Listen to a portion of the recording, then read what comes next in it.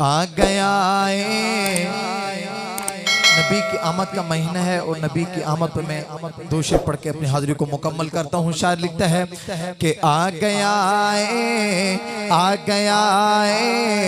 प्यार लेके, आ गया प्यार लेके, जुल्मतानो मिटाने वाला, जुल्मतानो मिटाने वाला आ गया प्यार लेके, जुल्मतानो मिटाने वाला, जुल्मतानो मिटाने वाला।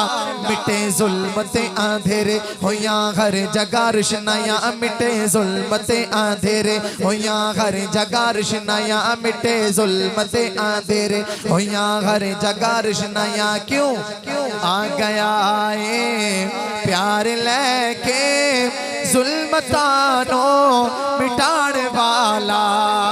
के अख जदों मुस्तफा ने खोली,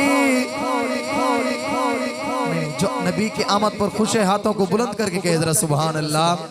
के अख जदों मुस्तफा ने खोली, अख जदों मुस्तफा ने खोली, आमिना पाक हंस के बोली, आमिना पाक हंस के बोली। की बोली? शान दसनी, शान दसनी जिन्ने रब दी, शान दसनी जिन्ने रब दी। आ गया ओ शान वाला, आ गया ओ शान वाला। जिंदगी बाकी, बाकी।